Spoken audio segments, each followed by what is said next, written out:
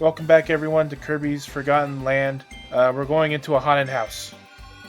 Invasion at the House of Horrors. I've since written down some notes since last time, because I think I repeated when we talked about mouthful modes and how they're similar to previous gimmicks. I may have repeated myself accidentally. So I'm invigorated with new things to say, and things I have to say indeed.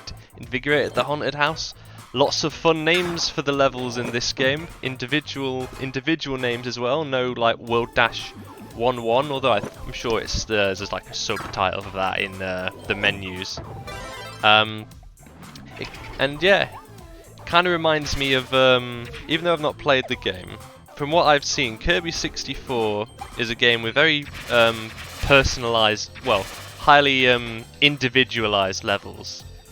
So compared to games like, you know, perhaps Adventure or Return to Dreamland, it feels like the levels are much more individually made, like with a grassland, castle, for each world. And I think the same is very much true here. Like, we're in this one World 3 of Wundaria, we've been through, you know, roller coasters, you know, driving course, and now a lovely haunted house. It's and haunted house just, is it also goes with the theme park theme that the World 3 seems to have. Yeah, like haunted house in space. Spooky aliens jumping at you. Yeah. Who doesn't love that kind of stuff?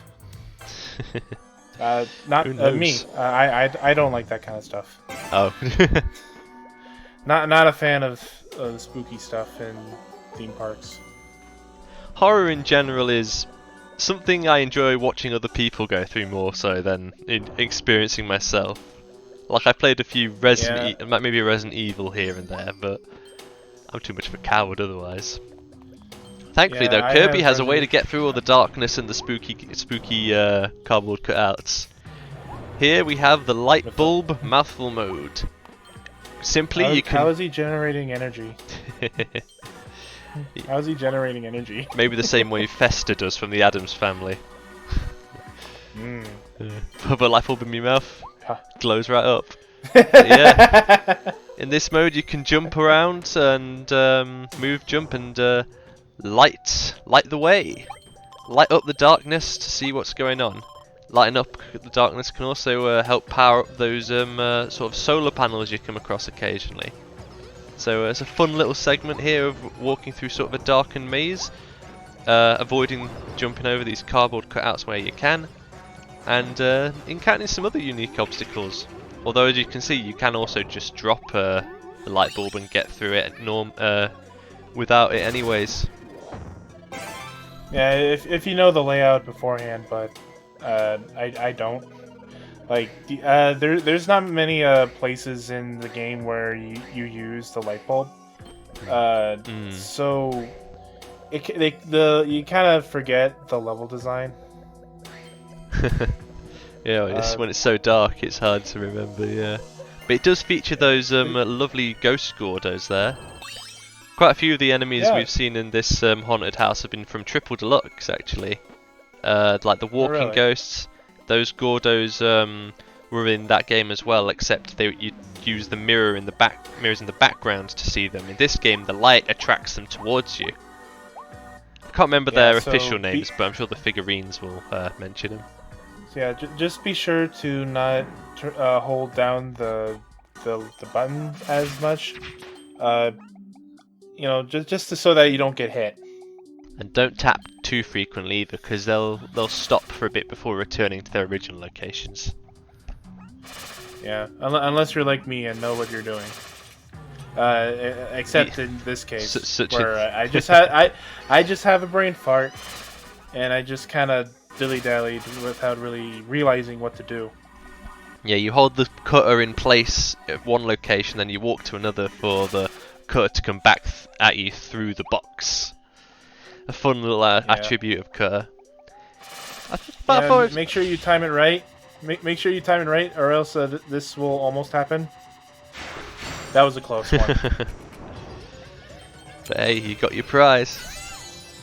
Yeah, it's knowing where to throw the cutters, and it's also timing.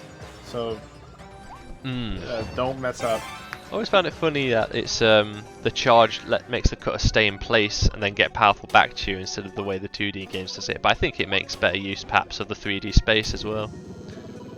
Yeah, especially when you can like, if you happen to throw the cutter in an opposite direction from the enemy, then you can like keep it there, let it charge up, and then release it, jump over the cutter, and it'll just go flying to the enemy. I think I've done it before. I've done it before, though I prefer to be a little more direct with my projectiles. Not so much the trapper, eh? But yeah, you found a Waddle Dee in the darkness there. Yep, it was in jail. I got it free. So I use my Monopoly get out of jail free card.